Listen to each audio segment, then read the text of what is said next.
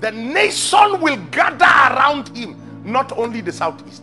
And in that day, a southeasterner watching via the satellite or the internet, not one of you will live an ordinary life in your generation. Your appetite will change. Your desires will change. It will no longer be business as usual. Listen. Now I said all of that because I was coming to the female folk. The sense of disadvantage that robs you of the provision of God. Are you still here tonight? Now hear this.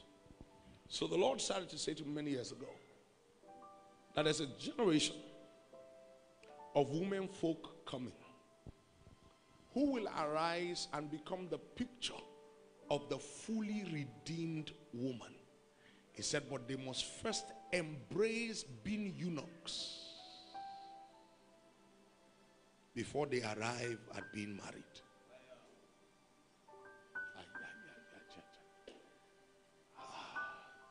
I like how quiet the house is.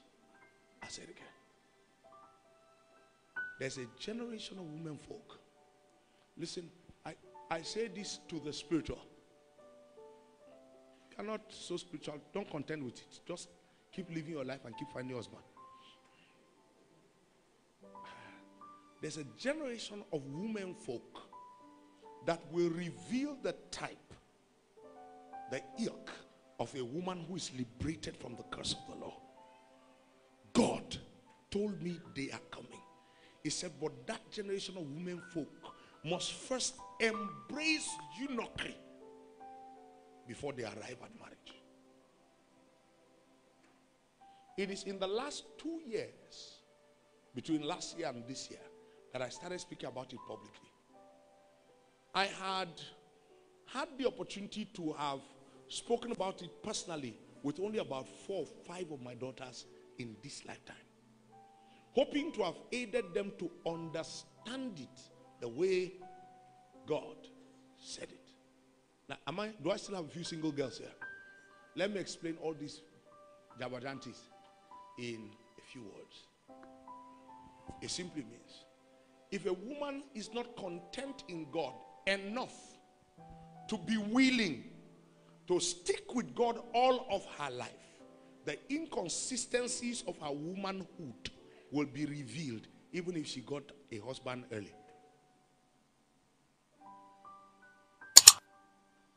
So the mark of eunuchry is that she arrives at the place where she's not under pressure to be identified with a man. She would rather embrace the reality of all that she is in God and be content there.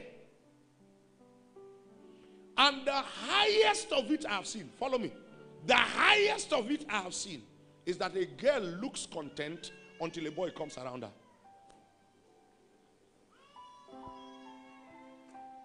And her soul begins to dance.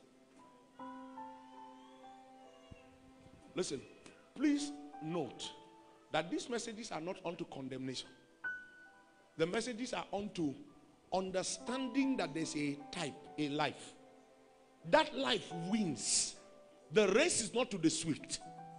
That means there are people who are not swift who win. The battle is not to the strong.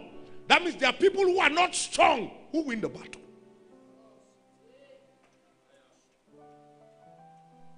And in love and relationship, even in marriage, if you don't understand this, you will put a lot of labor, especially as a Christian, in trying to make your marriage look like it is working.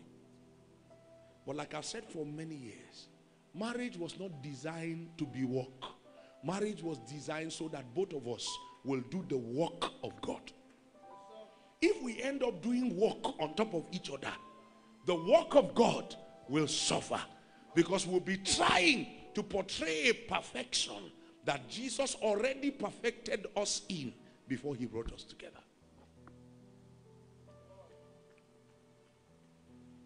Does it make sense at all? Listen, what I said in essence, Janet, is that if you are still in that unstable state of soul before you married, all of your life's meaningful definitions in marriage will be about your husband. And when he begins, if or when he begins to fail, enough for you to even rise up and enter into stature, all the stature you will attain, you will only be attaining to prove a point to him. So you live in a world of women who are trapped in the race of pleasing a man. You see, this statement I made is the foundation and the emptiness of feminism.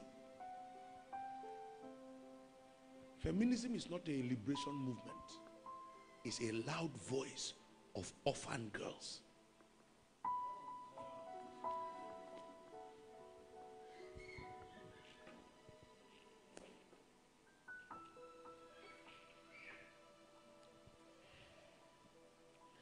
I mash somebody's leg now. I mash somebody's leg now. You enter. You enter. Oh, I know say not true, Abi.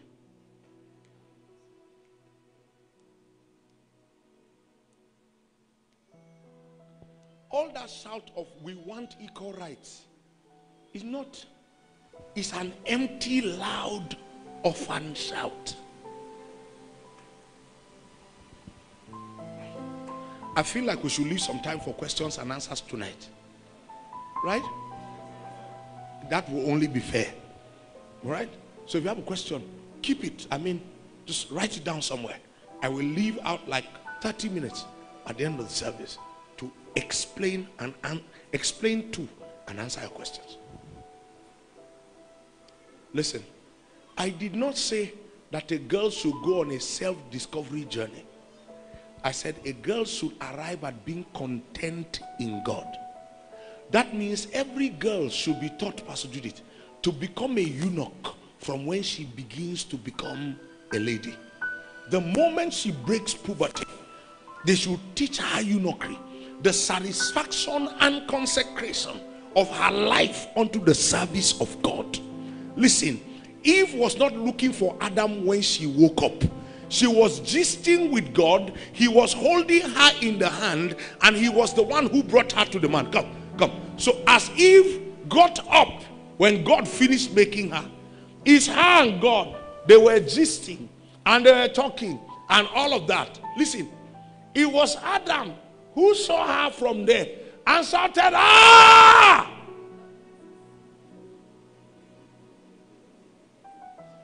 It was Adam's "ah" that caused Eve to see him first. I'll try again. Do you understand it? So Eve did not wake up. Where is he? Where is he? Lord, your face is beautiful. Where's my husband?